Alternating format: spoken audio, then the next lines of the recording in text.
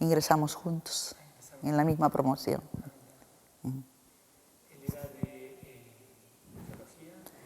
Matemáticas. Él ingresó a matemáticas también.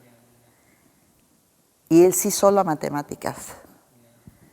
Pero cuando ya terminamos, en vista de que en realidad matemáticas todavía no estaba como ahora profesionalmente con mucho reconocimiento y posibilidades, después estudió geología.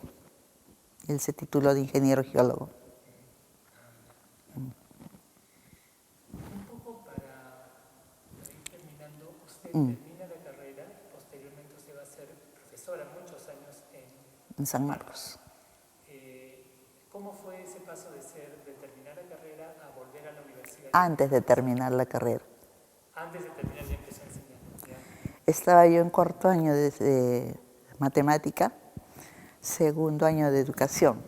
Pero en educación yo iba a clases nada más. Daba exámenes, iba a clases. Nunca me jalaron. Así un profesor, el de metodología, en el primer año. Más yo estaba en matemática. Y mi rendimiento era bueno. El curso de cálculo de probabilidades lo había aprobado en tercer año. La jefe de prácticas, cuando estaba yo cursando cuarto, se retira. Y en el mes de octubre del año 59, cuando yo estaba en cuarto año, me encargan la práctica de cálculo de probabilidades. O sea, y de ahí seguí. Al año siguiente tuve que pagar mi noviciado, un curso ad honorem. Y ya pues en el año 61 yo tenía 5 cursos de práctica. Trabajé con el doctor Vega, por ejemplo, el doctor Vázquez Rojo, en probabilidades y estadística. Sí, de estadística ya. Y, perdone, por ahí, estando en esa línea de jefatura de práctica, en el año 61 nos casamos. Ya yo tenía dos años y medio. Y ya me había encargado el curso de cálculo numérico, con apoyo a la teoría, más que jefatura de práctica. Y ese año es cuando surge el CIENES, Centro Internacional de Enseñanza de Estadística, en Chile, y ofrecen las becas para acá. El decano de la facultad era el doctor Rafael Dávila Cuevas, y él propició que fuera. Teníamos 5 cupos. Uno era para mí, pero yo recién daba luz. Fui en la segunda promoción y regresé y tenía que reincorporarme como profesora. Para entonces ya, en el año 69, hay el primer concurso de cátedras en San Marcos, porque hubo cambio de leyes. ¿Hasta entonces no era concurso? No necesariamente. Eso era parte de los reclamos de los estudiantes, por ejemplo, ¿no? Y eran pues hasta vitalicios. En otra área, una digresión, por ejemplo, mi dentista, que fue también jefe de práctica auxiliar, tenía que esperar que se muera el jefe de cátedra y otros para poder ascender, decía. Por acá como era una carrera nueva, matemática, en desarrollo, entonces muchos de nuestros profesores habían sido exalumnos un poco antes de que yo ingrese, 3 o 4 a la mano. El doctor Tola Pasquel es arquitecto y él era el director de la Escuela Instituto de Ciencias Físicas y Matemáticas. En cuarto año enseñaba 2 cursos y era el terror. Él tomaba exámenes orales hasta mi promoción. A la siguiente no, porque ya fueron muchos alumnos. Comencé a tomar escritos. Sí, me contaba sobre un profesor Tola Pastel. Él había sido alumno del profesor Rosenblatt, sí. Sí, Rosenblatt. Sí. Que Rosenblatt falleció antes de que usted fuera. No lo conocí personalmente.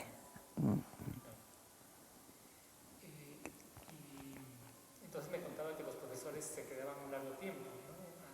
A nivel de la universidad, sí. Y en la misma cátedra, ¿no? Jefe de cátedra, auxiliar. No como ahora profesor auxiliar, no. Era el auxiliar de la cátedra. Era cada cátedra era un feudo. En matemática no se daba porque éramos pocos cursos. Era carrera nueva en el momento, ¿no? Y entonces usted fue ingresando ya en los años 60, poco a poco ya estableciéndose como profesor. Claro, me fui a Chile en el año 63 y 64. Estuve allá para la maestría. Mi maestría es en estadística matemática. Y volví a la universidad porque en consejo de facultad nos dieron en el primer año una bolsa de viaje y el consejo de facultad había acordado que tenía que volver. Yo me fui como profesora nombrada, pero en el año 61 hubo cambio de ley universitaria. No recuerdo el número. Es cuando pasa la carrera de matemática, por ejemplo. Las carreras de las escuelas, institutos, en letras también, filosofía, en literatura, eran carreras de 4 años. Pero algunas tenían entonces se convertía en 5 en vez como educación. Pero matemática, geología, biología, por ejemplo, eran carreras de 4 años. La ley del año 61 cambia la duración de los estudios para el título. Pasa 5 años y hay cambios curriculares. Yo me fui justo cuando empezaba eso. A mi regreso ya estaba todo organizado, cursos nuevos, profesores nuevos. Y no pude aquilatar, todavía no me inquietaba mucho el análisis de las leyes, por eso que no sé ni siquiera qué número de leyes. Pero es ese año que cambia de 4 a 5 años la duración de la carrera. Eran carreras largas y tenían 5 años. Por ejemplo, obstetricia tenía 4 años a pesar de eso. Y hubo una lucha por que la hicieran carrera larga. Obstetricia dependía de la Facultad de Medicina. Y lo lograron. Obstetricia también pasó a ser carrera larga. Por ejemplo, ¿no? Pero eso es extraño a los matemáticos. Fue en Chile, digamos, que usted se especializó en estadística matemática. Sí. ¿O ya usted tenía un interés por la estadística particularmente desde sus épocas aquí en San Como yo comienzo a trabajar con cálculo de probabilidades, el siguiente curso era estadística 1, estadística 2, entonces me fue bien, me parecía, la otra parte era la matemática pura, ya le dije, geometría diferencial, topología, fue un reto para mí.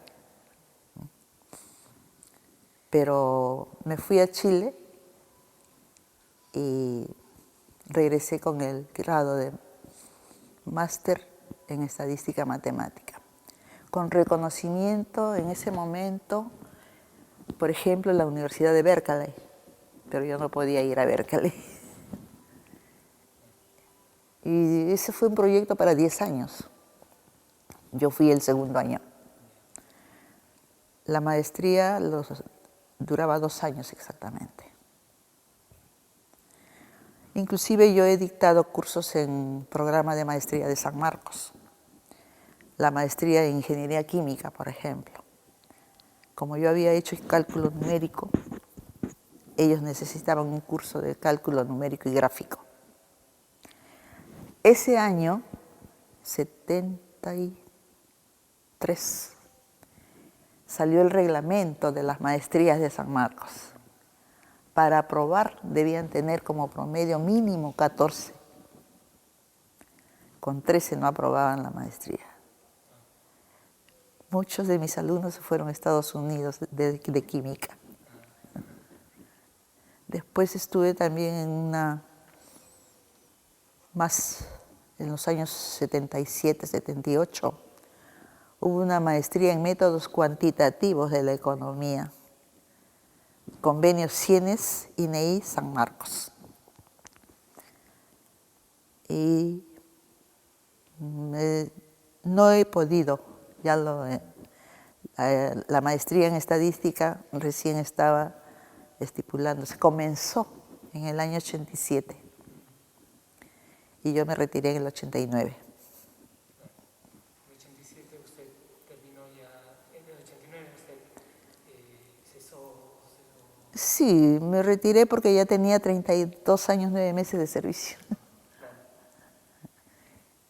Esta pregunta quiero, A ver. es quizás un poco amplia, pero habiendo sido estudiante en San Marcos y luego profesora por muchos años, ¿cómo esa evolución o los cambios que usted puede haber observado en la universidad, qué nos puede decir sobre, comparando las épocas en que usted fue profesora con las épocas en que era estudiante? ¿Cuáles serían los cambios más resaltantes, no sé, en los alumnos o en la relación alumno-profesor? ¿Cómo cambió desde las épocas en que usted era alumno?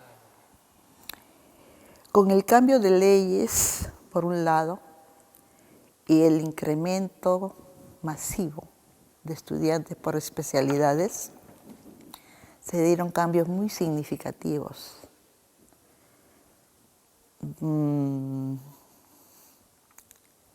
Por ejemplo, mucha repitencia ya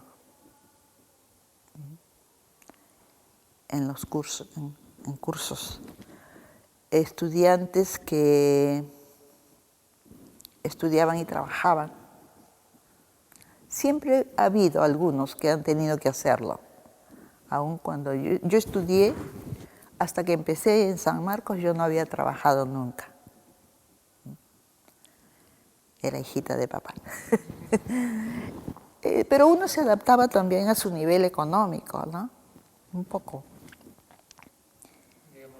Pero como que el interés del estudiante se diversificó. A la par se relajaron bastante. La disciplina en el estudio. O ya la relación profesor-alumno comienza, paralelamente los docentes también se organizan, aparecen los sindicatos, el SINDOMA, por ejemplo, Sindicato de Docentes de Matemática. Se relaja también la parte social. Algunos siguen hablando de que en sus tiempos el docente venía bien elegante. No elegante, pero tenía un mínimo de presentación, ¿no? Bueno, aparecen las zapatillas, los jeans. El profesor-alumno es otro tipo de relación. Muy cercano al jean, muy cercano a las zapatillas. El tuteo con el profesor, por ejemplo, que no sería malo si no hubiera llevado algunos excesos. El respeto al profesor se perdía en la lucha estudiantil. Comienzan los insultos. Algunos se lo merecerían también. Pero sí hubo un resquebrajo. En ese aspecto se resquebraja un tanto la relación. Y en algunos momentos mucho inclusive. En mi caso, como usted habrá podido apreciar, yo soy la señora Mesa de matemáticas. He llegado a decir, por ejemplo, la queremos mucho.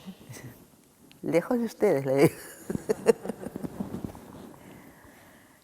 Sin embargo, nadie me ha faltado jamás el respeto.